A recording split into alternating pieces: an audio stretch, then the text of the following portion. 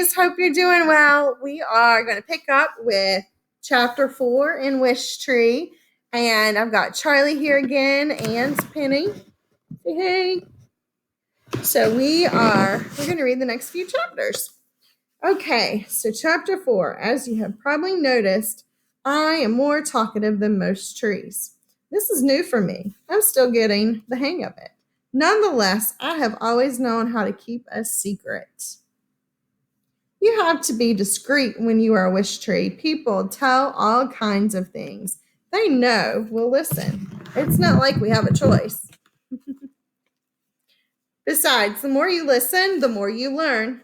Bongo says I'm a busybody, and I suppose she has a point. She's my best pal, a crow. I've known her since she was nothing but a peeking beak in a speckled egg. So here's a picture. We disagree sometimes, but that is the way of all friends, no matter their species. I have seen many surprising friendships during my life: a pony and a toad, a red-tailed hawk and a white-footed mouse, a lilac bush, and a monarch butterfly. All of them had disagreements from time to time. I think Bongo is too pessimistic for such a young bird. Pessimistic, what that means someone who's optimistic always sees the positive. So the opposite is pessimistic. That's someone who usually sees the downside of everything.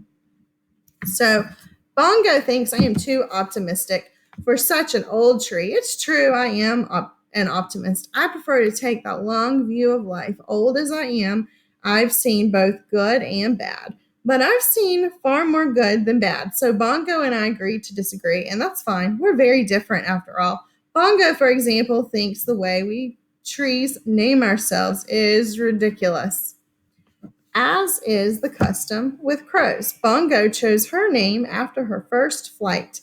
It may not be her only name, however. Crows change names on a whim. Bongo's cousin, Gizmo, has had 17 names. Oh my goodness, I won't be able to keep up with my name.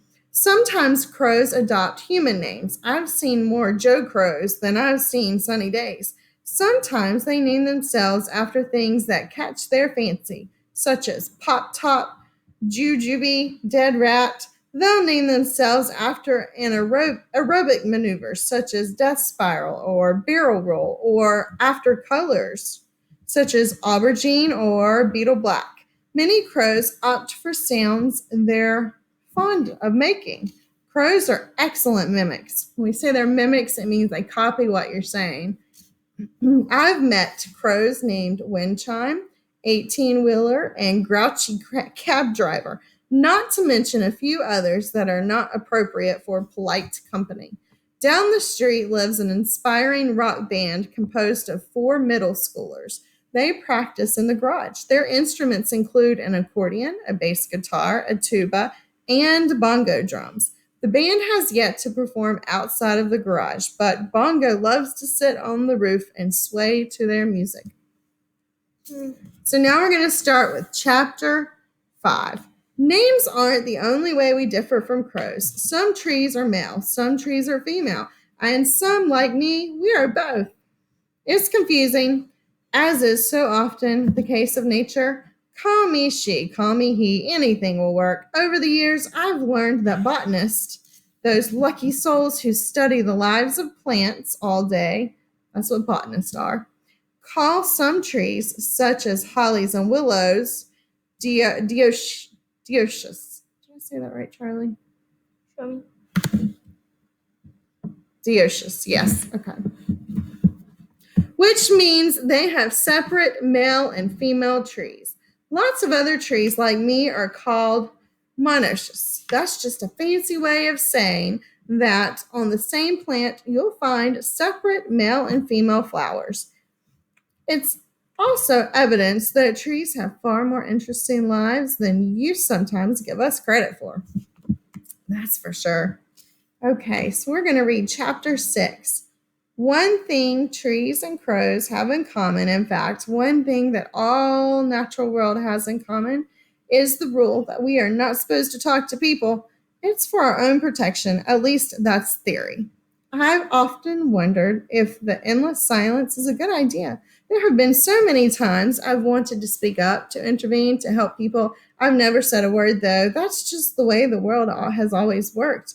Have there been slip ups? Sure, mistakes have been made. Last year, I heard about a frog named Fly who'd been napping in a mailbox. All frogs are named after bugs they enjoy eating.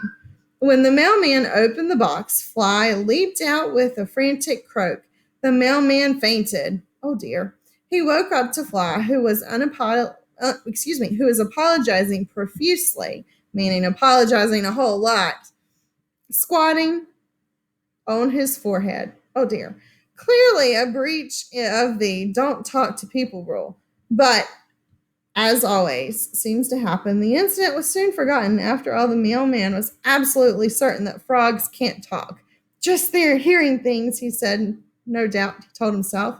Interestingly enough, he retired not long after the frog incident.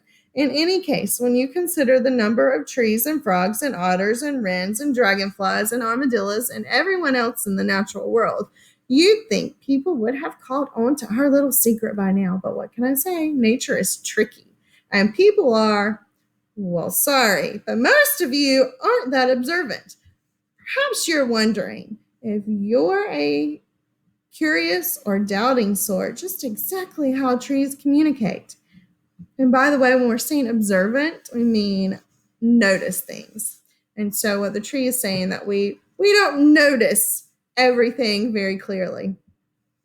So you may find yourself inspecting a nearby ponderosa pine, perhaps, or an aspen or sweet gum, puzzling out the magic. People speak with the help of lungs, throats, voices, boxes, tongues, and lips, thanks to an intricate symphony of sounds and breath and movement. But there are plenty of other ways to convey information. An eyebrow cocked. Can you do that? A giggle stifled, a tear brushed aside. These two are ways you can express yourself. For a tree, communication is just as complicated and miraculous as it is for humans. In a mysterious dance of sunlight and sugar, water, and wind and soil, we build invisible bridges to connect with the world. Frogs have their own ways of connecting. Same for dogs, same for newts and spiders, elephants and eagles. How exactly do we do it? That's for us to know and you to figure out. Nature also adores a good secret. Okay, I hope you enjoyed that. I'm going to end it for tonight because it is almost our bedtime.